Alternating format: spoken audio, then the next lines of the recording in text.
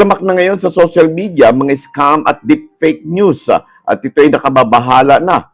Pakinggan ang tugon ni Department of Information and Technology Secretary Henry Aguda sa ating panayam. Marcelo Raro po of Radio Mindanao Network. Yung tungkol po dito sa masyado pong maraming mga scam na tayong napupuntahan. Lalo na laganap ngayon sa mga social media, ang mga fake news na kung saan nakakagulo po ngayon sa ating, hindi lang sa lalawigan kundi sa buong bansa. Ano po ang ginagawa po ng inyong tanggapan? So, dalawa yan. So, una, operationally, kapag fake news yan or deep fake, yung platforms, tinatanggal na nila yan within 24 hours. Ito naman ang pakiusap ko doon sa mga social media platform. Baka yung 24 hours mabagal. Dapat proactive. Kasi within a few minutes, nagba-viral na eh.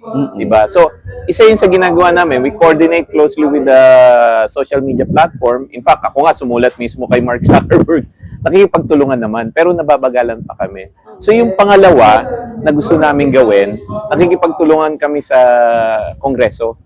Baka kailangan ng batas. Na pag sinabi natin sa kanila, uy, social media platform, pagka may na-scam dyan or may nasaktan because of your platform, baka dapat naman damay kayo, di ba?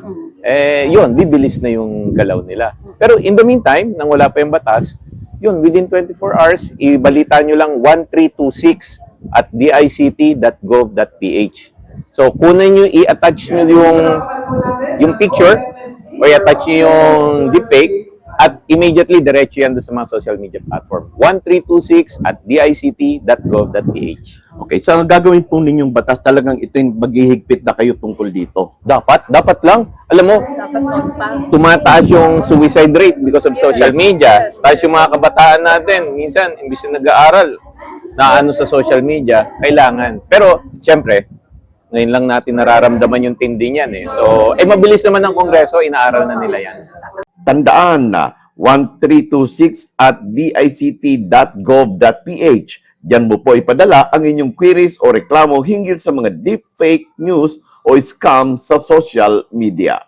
Muli, manatili pong nakasubaybay at tumutok para sa mahalagang impormasyon at komprehensibong mga balita dito po sa ating FB page, RMN News Nationwide, at sa ating YouTube channel. Ako po ang inyong kabaglingkod, Mar Raro po, at your service.